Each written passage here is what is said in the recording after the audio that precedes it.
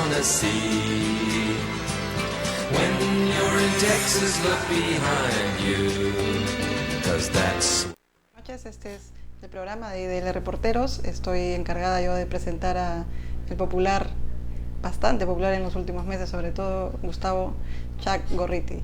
Gustavo, el último No decían Chac a tu abuela, más bien.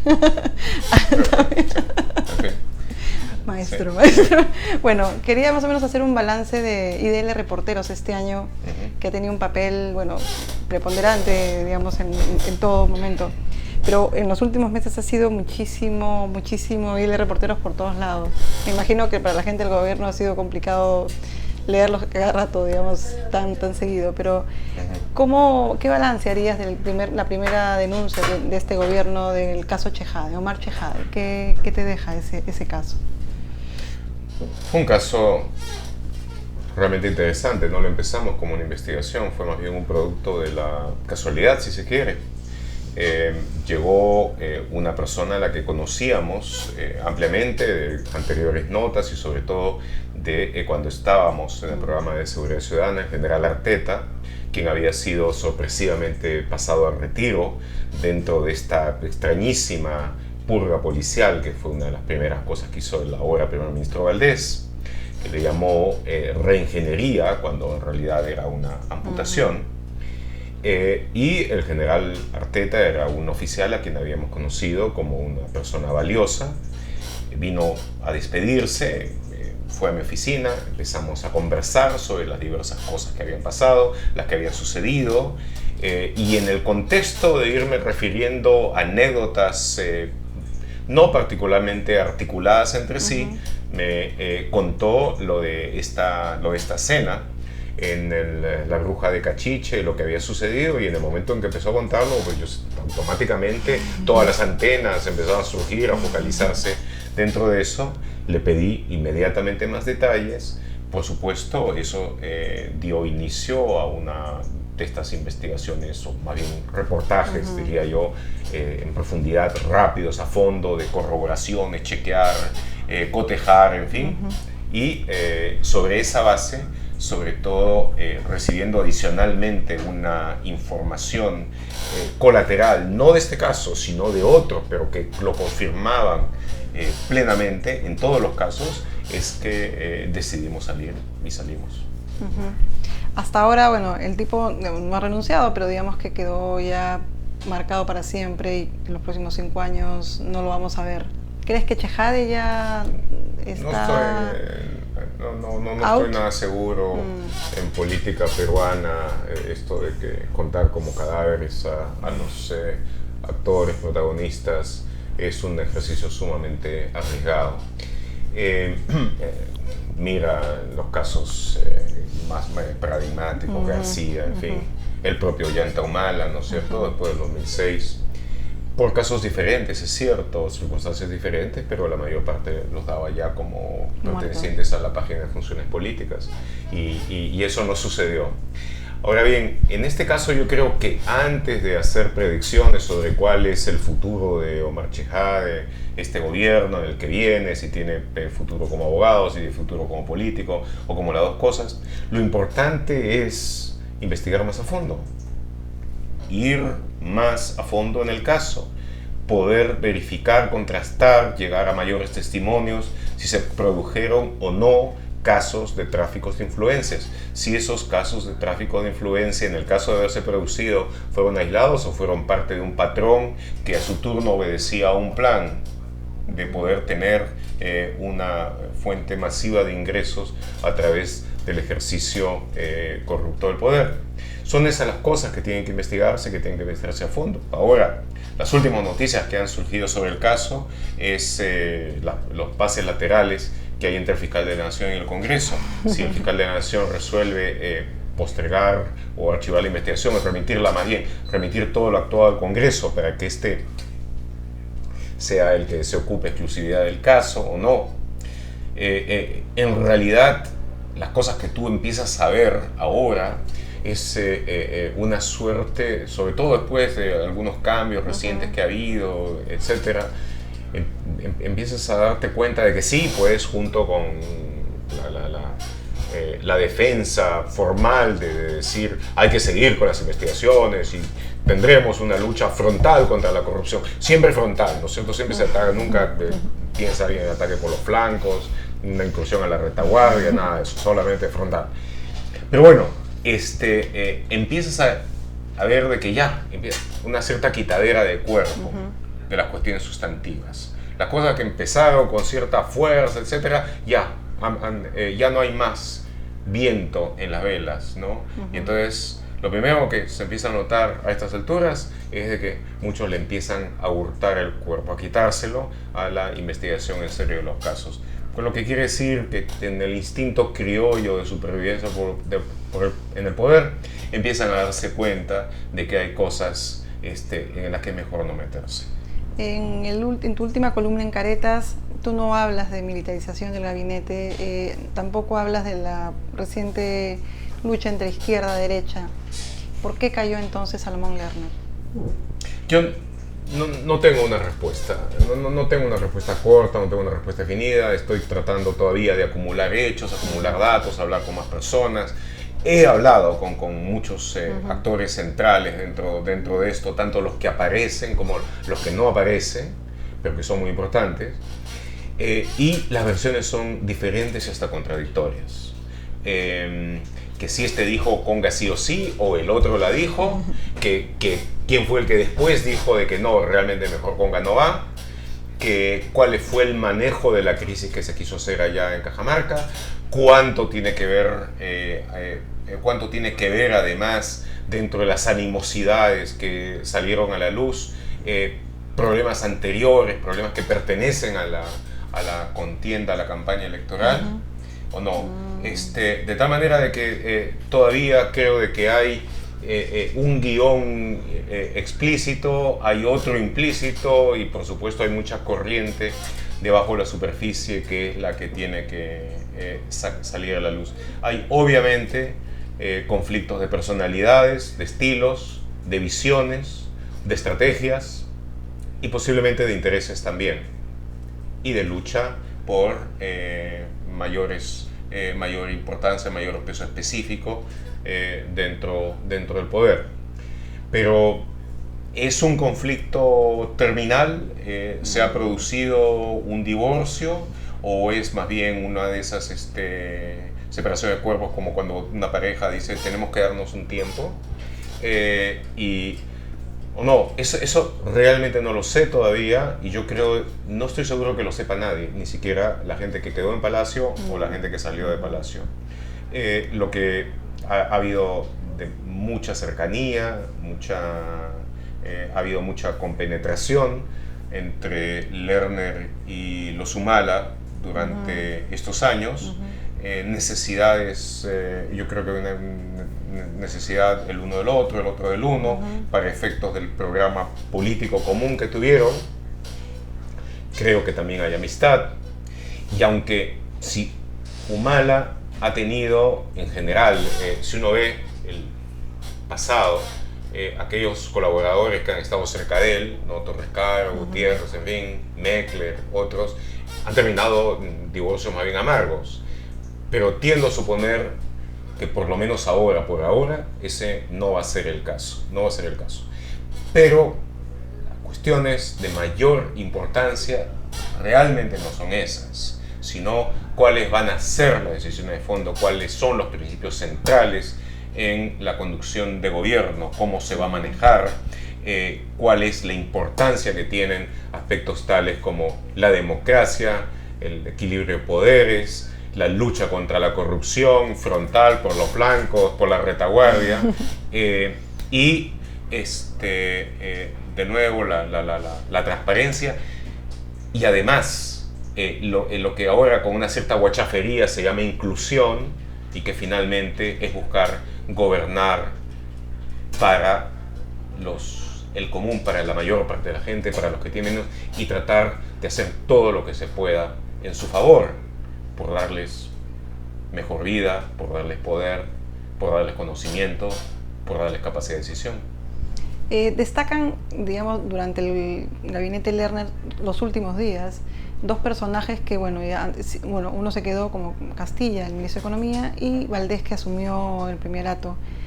¿Crees que los dos, que son fuertes, digamos, en términos de llegada al poder y de decisiones, podrán digamos, hacer una buena armonía de gobierno? Bueno, lo principal no son ellos dos, es el presidente Humala. Y creo que el presidente Humala ha demostrado, está demostrando, más bien está demostrando, porque creo que es una cosa que la gente todavía la tenga muy clara, de que para él es importante el mando, que para él es importante el control, y que es una persona que con una cierta facilidad entra en un modo de alerta. Es decir, de que en lugar de considerar de que ciertas cosas pertenecen al debate normal de la política, incluyendo gritería y todo esto, con mucha facilidad considera de que se está pasando de la discusión casi a los golpes y se pone en guardia. Entonces, ahí creo de que algunas de estas cosas van a empezar a señalar un estilo, a marcarlo. Creo, por lo poco que he visto de ambos, que Valdés ciertamente va a tener mayor importancia. Castilla es tecnócrata, hábil en lo que maneja, en la cuestión económica, financiera. Entiendo que es una persona trabajadora y es una persona que responde con relativa prontitud a los pedidos que emanan de su jefe, el presidente de la República, pero su registro es de amplitud limitada y concentrado en eso. Ahora, es un registro con todo importante, obviamente de inmensa importancia, pero aún así limitado.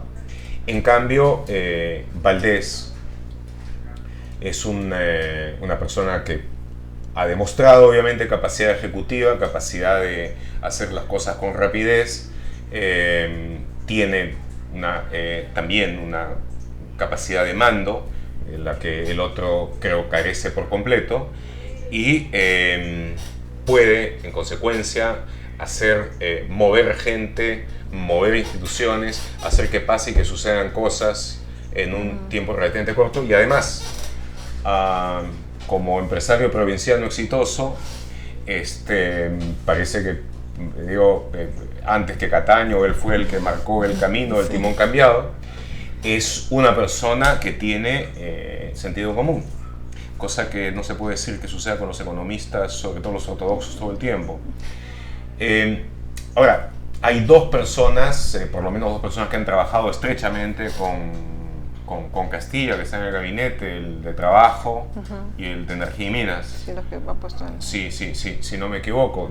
No sé si él ha puesto, o sea, el presidente los puso. Él seguramente llegó y le dijo, le pidió, por favor, si su excelencia se animaba, ¿no es cierto? Pero son gente que es más o menos cercana a él. Pero al lado de eso yo creo que claramente Valdés va a tener la primacía, es la persona que se va a manejar mejor, etc. Y además tiene una ventaja sobre Lerner, por ejemplo, que él conoce bien la dinámica, el funcionamiento de lo militar y del cuerpo militar, las Fuerzas Armadas, la antropología, la sociología, la superstición militar y todo esto, en sus capacidades y en sus incapacidades, en sus competencias y en sus incompetencias, en sus logros y en su corrupción. Y eso es una cuestión de manifiesto interés desde muchos puntos de vista para el presidente Humala, De tal manera que yo creo que él va a tener ahora un rango bastante amplio de acción. Pero el Estado no solo es pues la Fuerza Armada ni la policía, el Estado Ni tampoco solamente es el Ministerio de Economía y Finanzas. No, claro, pero Es te un digo, conjunto de cosas. Valdés te da él, confianza de sí. que va a manejar temas desde derechos humanos, tiene que ver el tema de conflictos, qué hacer con la PCM y esta unidad de conflictos sociales, o sea, tiene que ver muchos registros a la vez y digamos... Tiene que hacer muchas, obviamente, dada no solamente el que sea primer ministro, sino las circunstancias en que recibe la jefatura del gabinete. Él, pues, por eso te digo de que no es ni siquiera adecuada la comparación con Castilla, porque Castilla tiene una cosa muy específica que hacer y eso es lo que va a estar haciendo durante este tiempo, excepto, por supuesto, decir conga sí o sí y cosas por el estilo, ¿no es cierto? Ya tiene gente en el Ministerio de Energía y Minas, en fin, que en ese sentido lo van a ayudar, pero el otro, Valdés, por supuesto, es la persona que va a dar la cara y tiene cosas de muchísimo mayor impacto inmediato, de muchísima mayor responsabilidad en cuanto al aspecto resolutivo, lo que se haga, lo que se deje de hacer. Pero yo creo a su turno que está mejor equipado. Ahora, en aspectos tales como los que tú me mencionas, derechos humanos, solución de conflictos sociales y todo eso, eso va a ser el aspecto más delicado, sobre todo porque ha perdido a personas importantes y con mucha experiencia en eso. Creo, por ejemplo, que la salida de Isabel Coral, persona que estaba a cargo de toda la cuestión de historia, reparación, indemnización a las víctimas, y todo con un conocimiento realmente profundo del tema, es pésima. Es realmente lamentable, porque no creo que encuentre nadie que se acerque siquiera en conocimiento a lo que ella tenía, y puede haber otras cosas similares. Espero que en ese aspecto él tenga una capacidad más o menos rápida de aprendizaje. Si por ahí le dicen que es algo de lo que se puede olvidar y que solamente basta con poner cara de macho alfa, en fin, y todo eso, y de que te cierro la cuenta y te hago esto y te repito el cajamarca, yo creo que se va a dar cuenta él y el presidente Humala bastante rápido de que esa no sería una decisión mala, sino una decisión pésima. En ese contexto, ¿qué te parece el testeo que están haciendo los allegados a Fujimori del indulto y la posibilidad del indulto? Lanzan este personaje, Vargas Trujillo.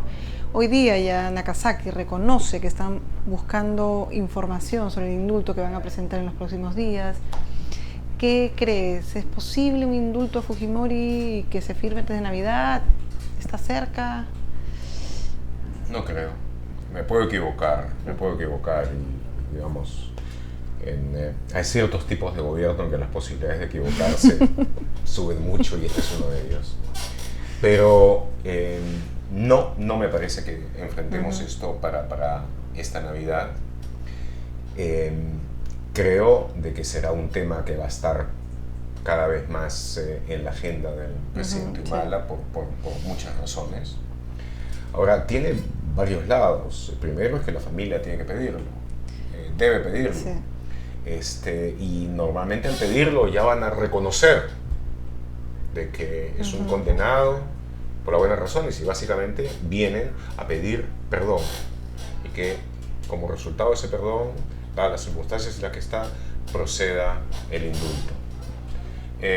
Yo me imagino que eso va a depender de varias razones. La más obvia, y es de la que menos se está hablando, es la de tener una idea clara a fondo de cuál es el estado real de salud de Alberto Fujimori.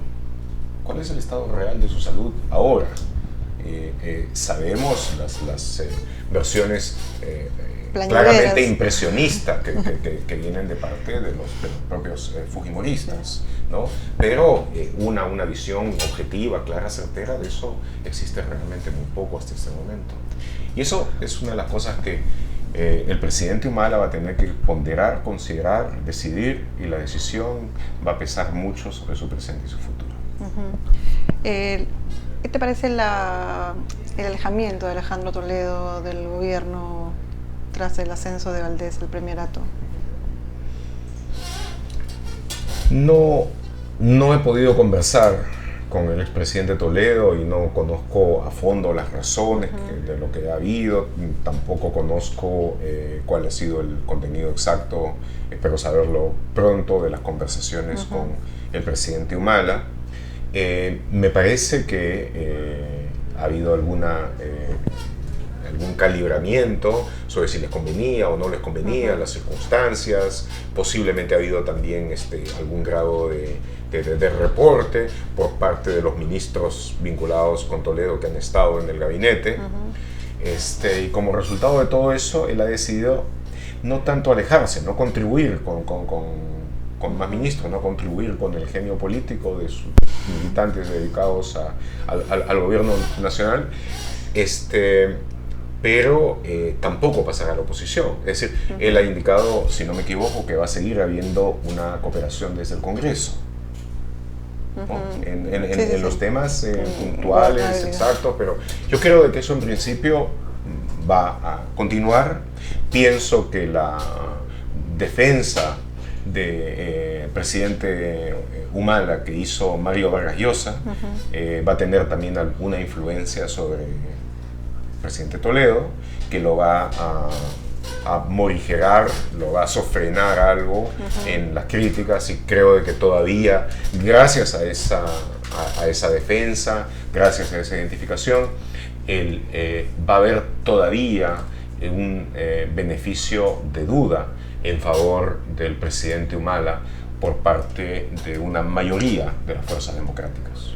Se ha armado como un grupo, digamos, tras el ascenso de Valdés, bueno, Valdés y su nombramiento, entre los que aseguran Sinesio López, Nelson Manrique, Carlos Tapia, que se viene la militarización, la democracia está en peligro, y digamos, en el otro lado se encuentra Mario Vargas Llosa, tú, ¿qué argumentos no crees de esta versión de que la democracia está en peligro? Se acerca un 5 de abril, que...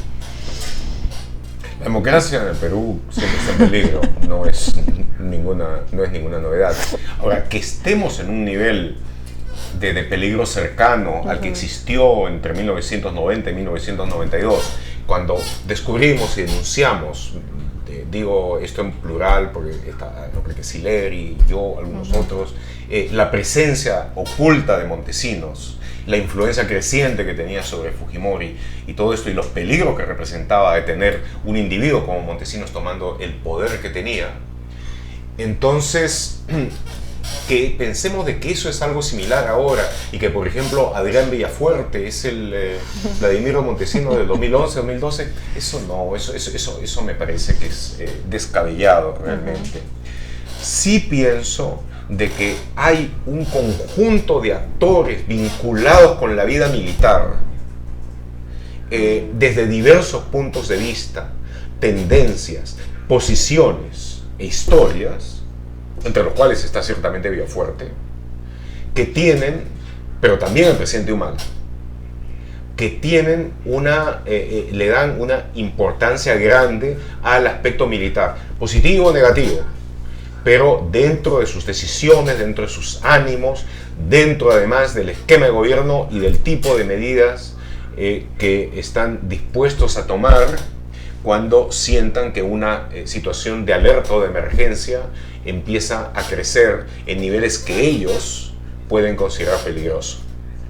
Entonces, yo pienso de que, de que existe una real necesidad de que haya un contrapeso civil marcado de gente con conocimiento, con equilibrio, con más manejo del debate, la diferencia, la oposición y hasta la discordia en democracia, que sepa distinguir muy bien la diferencia entre el desorden, incluso con un cierto nivel de ilegalidad, como sucede con algunos bloqueos de carreteras y todo eso, sí, y lo que es ya realmente una cuestión subversiva, una zona armada. Creo que existe realmente una necesidad de esto. Por lo demás, es evidente, es clarísimo que el presidente Humala, el primer ministro Valdés, el asesor Villafuerte, la primera dama Nadine Heredia, y todos ellos están en un proceso de aprendizaje. Y es un proceso de aprendizaje básicamente montados en el gobierno, dentro del cual se van presentando toda una serie de situaciones nuevas. Ellos empiezan a ver el Perú, el mundo, bajo la nueva luz, bajo la nueva perspectiva del manejo de toda una serie de posibilidades de poder, y que realmente requiere un ejercicio de inteligencia, de disciplina muy grande, como para poder tomar las medidas adecuadas, no equivocarse y además constantemente recordarse uno mismo, ¿no es cierto? Voy a declarar el estado de emergencia para que repriman estos manifestantes, ¿no es cierto? Como ese que me recuerda a aquel candidato que estaba diciendo, ¿no es cierto? No oro sino agua. ¿Cómo se llamaba? Ollanta quizá. Entonces, recordar bien eso, recordarse a sí mismos, recordar que por supuesto el candidato no es igual que el presidente, que no debe ser igual tampoco, que el presidente tiene ciertas responsabilidades, ciertas obligaciones que están más allá de la retórica, de discursos de un candidato en campaña, pero que a la vez hay ciertos principios básicos que son los que distinguieron al candidato, a la persona que quería llegar al poder y que logró la simpatía de los demás, porque, entre otras cosas, supuestamente buscaba una mayor justicia para los demás, un mayor reconocimiento a los derechos de los muchos y una mayor sensibilidad a sus problemas, a sus carencias, a sus angustias. Y que entonces esa necesidad, ese imperativo de gobernar constantemente para esas grandes mayorías, y el poderles hablar y el poder razonar con ellos, es una de las exigencias que tiene como presidente de la República. Requiere, es verdad, una gran disciplina, recordarse a sí mismo eso. No olvidarse las raíces, no olvidarse dónde salió, no olvidarse cuáles son los objetivos finales. Pero esperamos todos aquellos que finalmente le dimos apoyo para preservar la democracia, que esa es otra cosa importante. Ganó para preservar la democracia. Esperamos que la gran exigencia que tiene, la gran demanda que tiene, eso que está ampliamente reconocido, sea cumplida por él, que tenga la suficiente capacidad, la suficiente fuerza, la suficiente inteligencia, la suficiente honestidad moral como para hacerle frente bien. Una vez ya dado la primera vuelta y ya, digamos, dado los candidatos Keiko Fujimori y Ollanta Humala, Sí. ¿por qué Gustavo Gorriti decidió, digamos, apoyar a la candidatura de Humala, o buscar las maneras de apoyar la candidatura de Humala, tanto editorialmente como personalmente? Bueno, estaba por la principal razón era que de otra manera Fujimori subía al poder, y detrás de Fujimori toda la infamia de los años 90. O sea, porque aquello de que se llamaba Keiko y no Kenya, eso era nada más que una posición electoral. Iba a regresar la mafia al poder. Eso era la cuestión central y más importante de todas. La otra era de que esa circunstancia te daba dos posibilidades: o buscar de votar por Ollanta Humala, o viciar el voto, que es lo que muchos decidieron. Claro. Ante una circunstancia así, viciamos el voto, tratamos de que estas elecciones no sean válidas, y en todo caso, bueno, si por obra de una serie de sinvergüenzas que estuvieron dentro del juego electoral se llevó a esto, sencillamente, bueno, las calles serán el siguiente escenario.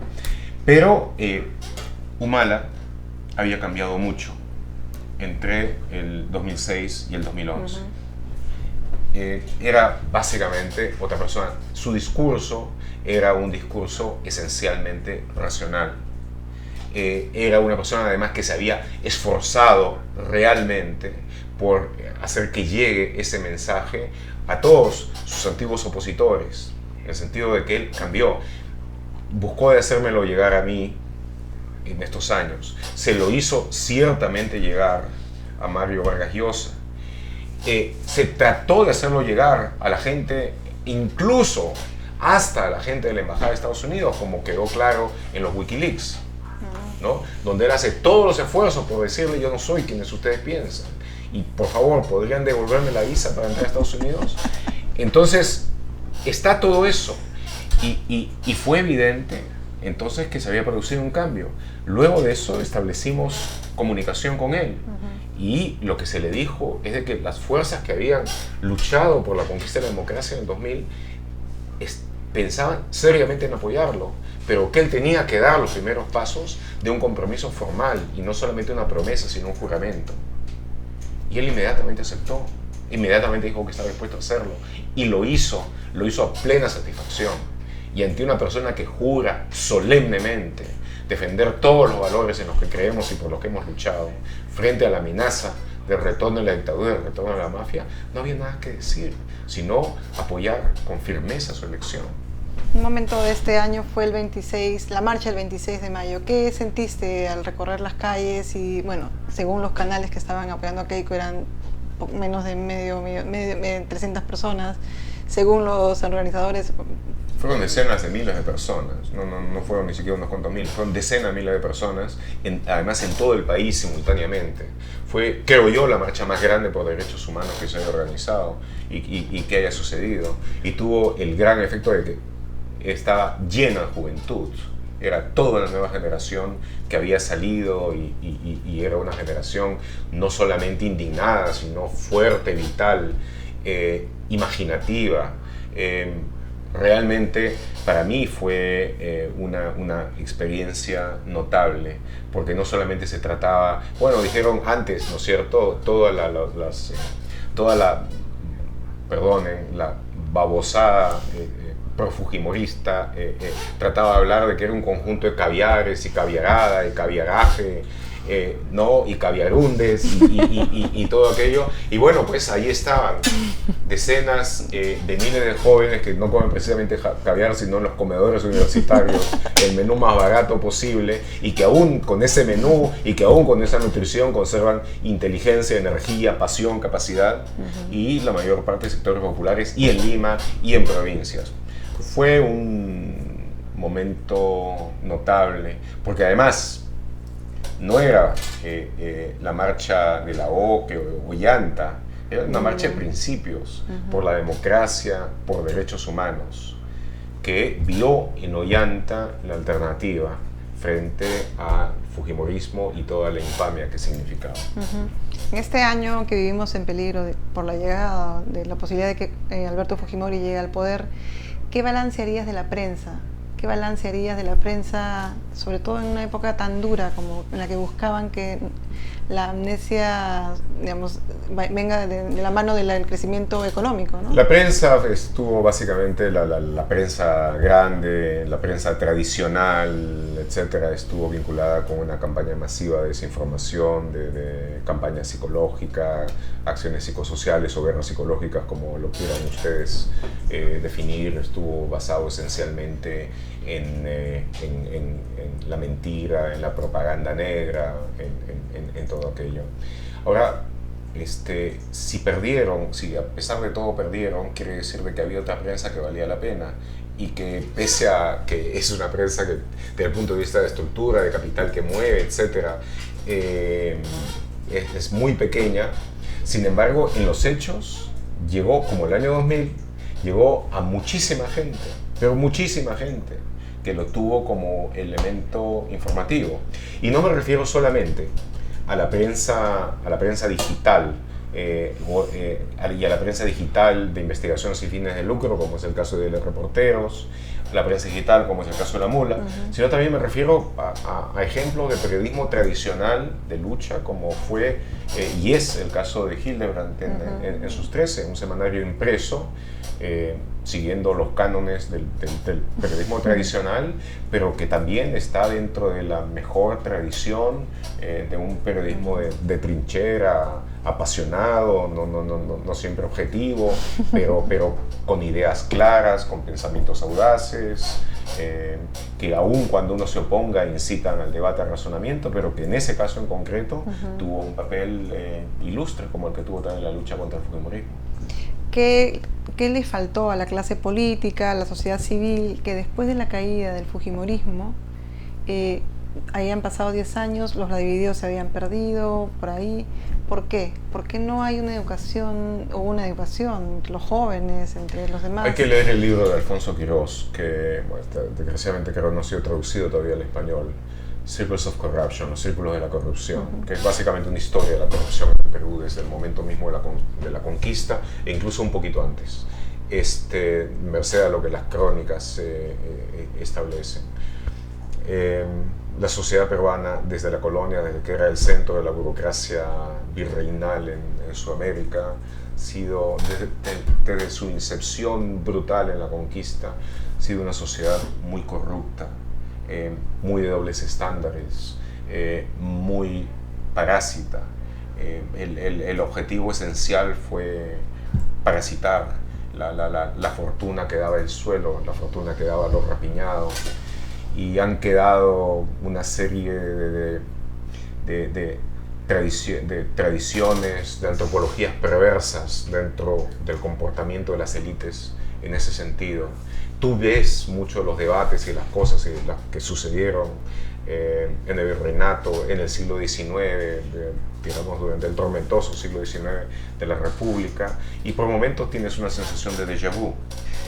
De tal manera que aquí en el Perú la lucha contra la corrupción y la lucha por arraigar los valores democráticos es una lucha realmente de fondo, es una lucha por cambiar los patrones culturales, por cambiar la visión del otro, de la gente. Y por primera vez en nuestra historia hay cosas que parecieran secundarias, pero empiezan a ocurrir y te da la sensación de que ahí sí estamos empezando a hacer algunos pasos que tendrán efectos. Por ejemplo, la lucha contra el racismo y contra la discriminación, que va más allá de doctrinas políticas, que la correlación de fuerzas entre las clases, no, sino una lucha moral por sentir a cada peruano como semejante y hermano. Eso antes no existía lejanamente, era una cosa muy hipócrita, ¿no? Ahora no diré que no tiene su matiz hipócrita, pero empieza a ser una cosa mucho más asumida, mucho más fuerte, aún que pueda tener aquí y allá algún pequeño exceso, alguna estridencia. Entonces, bueno, quizá por esa vía, de esa manera, por esa integración de la gente a la sensación de la patria común, quizá por ahí también pueda lograrse luchar contra esto y salgamos de cosas tales como la vergüenza que hubiera significado para la nación el que apenas 10 años después de ser derrocada una dictadura de ladrones hubiera podido volver al poder. ¿Por qué la Fuerza Armada, a diferencia de Argentina, Chile, Uruguay, no ha pedido perdón, no se ha sentido impelida de decir algo por lo que ocurrió en el conflicto interno? ¿Por qué crees que los líderes políticos, los presidentes que han llegado al poder, no han hecho este trabajo? ¿Crees que con un presidente que viene de la Fuerza Armada podría haber este cambio? No sé, yo creo que sería muy interesante preguntárselo a él mismo. Él es quien tiene que responder al respecto. Ahora, la Fuerza Armada no debe deliberar. O sea, debe pensar, debe utilizar su energía intelectual de la mejor manera posible para cumplir con eficacia su misión. Pero yo no creo que deba deliberar. Hay una posición del Estado como Estado que incluye a las Fuerzas Armadas subordinadas al Estado, que es una reflexión sobre lo que pasó y lo que pasó en esos años. Pero tú recuerda, en el momento en el que la Comisión de la Verdad, fue de una disposición del gobierno provisional de Paniagua, empezó a salir adelante en el régimen de Toledo, la contraofensiva de los sectores, voy a utilizar la palabra que no me gusta, más reaccionarios, inmediatamente se hizo, pero en un tremendo ancho de banda y con una tremenda intensidad. Y como se trataba en el lado de Toledo de un gobierno más bien débil y de un gobierno, por decirlo de una manera, pragmático, antes que, digamos, dotado de claro principios, etc., hubo una cierta retracción, una cierta debilidad. Y también el hecho de que buena parte de la gente que estaba tras la defensa de los derechos humanos, pues es incluso debate con reglas a veces un poco modosas, ¿no? Frente a gente que atacó no solamente con cinismo y desparpajo, sino con agresividad, insolencia. Todo esto entonces tomaron la iniciativa, hubo un retroceso generalizado, y del otro lado también en la forma de procesar muchos de los problemas que hubo allá, la judicialización, etcétera, el excesivo formalismo, la manera tan poco competente en que el Poder Judicial maneja este tipo de cosas, también creó algunos casos de injusticias. Entonces, yo creo que todo eso ha conspirado para que se dé el estado de cosas que describes. Mañana se cumple un aniversario más del secuestro de la Embajada del Japón por el MRTA. ¿Cómo harías el análisis a casi ya más o menos 10 años de lo que pasó? Están los gallinazos, está Huamangoscurra, está Zamudio y están los comandos. Y está la ley, bueno, la burocracia de la justicia. Yo creo que sobre eso no hay demasiado, no hay mayor cosa nueva que decir. El intento del MRTA, del todo o nada, en esa acción, la acción de los comandos que una vez que se tomó la decisión, creo que pudo haberse tomado otras decisiones, pero una vez que se tomó esa decisión, la forma en que lo llevaron a cabo esa misión fue con intrepidez, valor, decisión y abnegación. Lo hicieron como soldados capaces y se jugaron la vida en rescatar a rehenes. Una vez de que culminó la misión, hay serios indicios de que se produjo la muerte de gente que había sido capturada con vida. Y el que se mate a gente que se ha rendido, que está inerme, tiene solo un nombre: asesinato. Y eso obviamente tiene que ser investigado y eventualmente castigado como la severidad del crimen lo merece. Ahora bien, eso de ninguna manera demerita ni resta en un ápice lo que hicieron los comandos. Desgraciadamente terminó en muchas muertes, y entonces es una de las paradojas de las acciones militares, que uno celebra grandes hazañas, aquellas cosas que causan finalmente muerte, dolor para lograr un determinado objetivo. Pero la situación estaba planteada con violencia por el MRTA. Había un chantaje armado de muerte. Desgraciadamente, cuando ellos entran a la acción violenta, no tenían otra alternativa que la de proceder como procedieron, y con el respeto a los que cayeron, convencidos de que seguían sus ideales, los comandos de las Fuerzas Armadas que llevaron a cabo esa acción, repito, llevaron a cabo un acto de gran intrepidez, coraje, destreza y valor. Para ir cerrando, otra de las grandes, digamos, scoops de IDL Reporteros este año ha sido la entrevista a Artemio. ¿Cómo fue el encuentro con un personaje, digamos, de una agrupación, Sendero, que tú sigues desde sus inicios? ¿Cómo fue? ¿Cómo lo viste? ¿Cómo lo sentiste? ¿En qué parte, digamos, después de la captura de Abimael Guzmán está Artemio? ¿Qué es lo que busca? Bueno, yo vi a una persona que ha pasado los últimos 30 años de su vida alzado en armas en el Alto Guayaga. Vi al único miembro del Comité Central de Sendero Luminoso de los años 80 y 90, que está todavía libre y alzado en armas. A una persona que sobrevivió lo más duro de la guerra en uno de los frentes, su turno más duros, y más extraño porque era simultáneamente la guerra del maoísmo radical y el boom del narcotráfico, que era el capitalismo básicamente químicamente puro. Y un personaje de esa naturaleza, pues es un personaje que está absolutamente lleno de testimonios, historias, visiones y todo, que por supuesto era del mayor interés entrevistar. Al hablar con él, pude también percatarme cómo el destino, las cosas, la guerra cambiaron a quien básicamente era un hijo de campesinos pobres del sur de la costa de Arequipa, a quien el ejército, el servicio militar le cambió la vida y luego lo llevó extrañamente, paradójicamente, a luchar contra la propia institución que lo había formado. El ejército, pero que sin embargo aún luchando contra ellos, es un soldado en casi todo el sentido formal del término.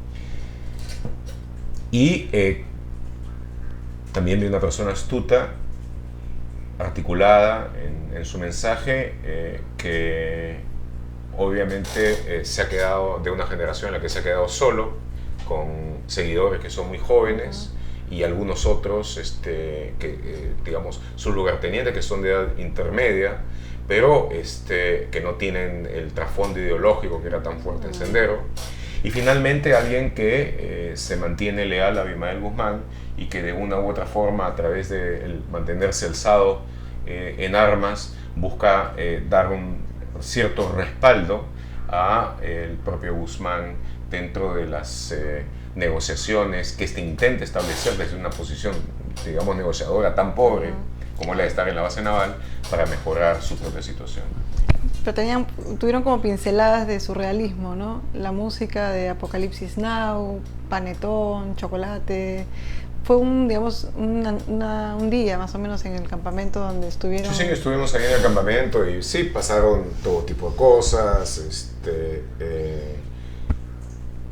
Él en determinado momento salió con uno de esas radios que eran portátiles en los años 60 y 70, ¿no?